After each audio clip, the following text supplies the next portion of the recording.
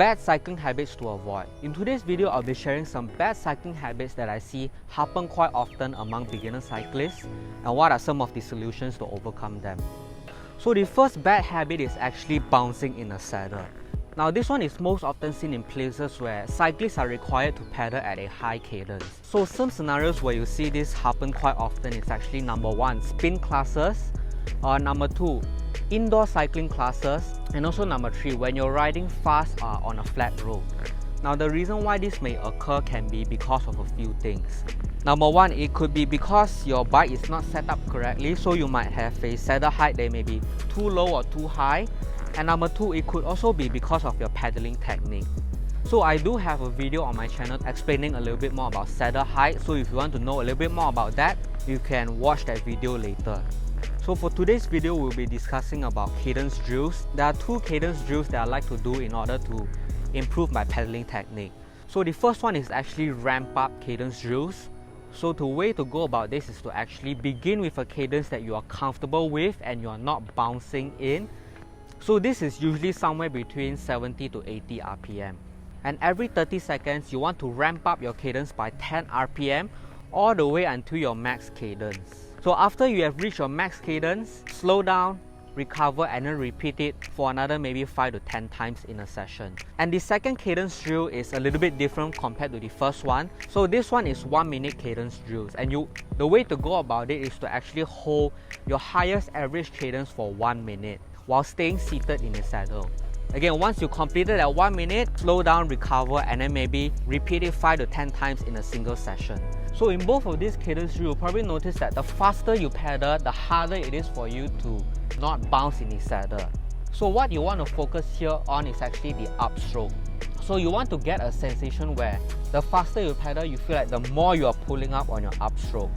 So it will come to a point where you feel like you're pedaling so fast, all it feels like is just you pulling up on your upstroke. So a few tips I can give to fully maximize your outcome while doing these drills. Number 1 is to actually sit further forward on the saddle. And number 2 is to actually hold onto the drops. This way you actually get much better control and you can actually leverage on the bar to generate a higher cadence. So both of these cadence drills aim to reduce the dead spot in your pedal stroke.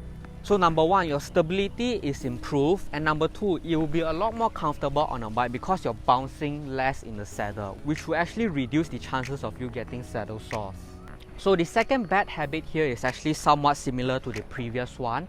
I guess you can still label this as bouncing, or you can call it bobbing, but this is essentially where the cyclists start moving their body up and down as the going gets tough. So I think one of the most common places where I see this happen is actually during short and steep climbs. So on steep climbs where usually the duration is not longer than 1 minute, the cyclists tend to move their body up and down, thinking that it can help them generate more power and hence getting over that climb quicker. Or it could also be the fact that they are totally unaware that they are moving their body up and down when the going gets tough. But I'm here to tell you that moving your body up and down like that, no, it does not help you generate more power, and it also shows that your stability muscles are lacking because they are not doing a very great job at keeping your body stable. So there are a few ways to go about it actually. Number 1, I think slow cadence drills can actually help with this problem a lot. And number 2 is to actually incorporate some off-the-bike strength training. So to strengthen around your core area and of course your hip flexors as well. So unlike the previous bad habit where I mentioned high cadence drills can actually fix the problem, for these bad habits, the slow cadence drill can actually train your body to stay put in that position when you're pedaling so slow.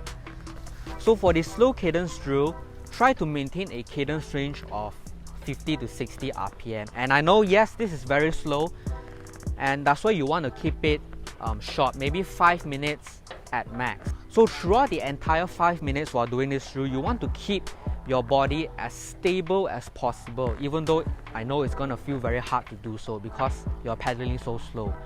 So after you have finished that, recover, and I would say 5 sets in a session is usually more than enough to train your body to maintain that position.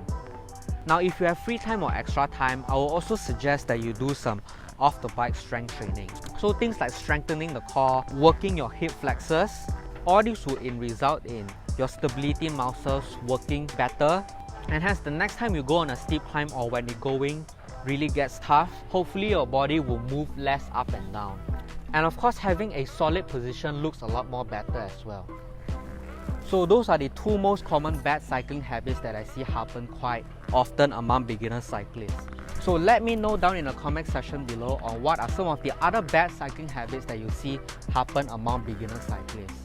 So remember to like this video, share it with a friend who you think might be making this bad habit also, and remember to subscribe. So that is all for this video, and I'll see you in the next one.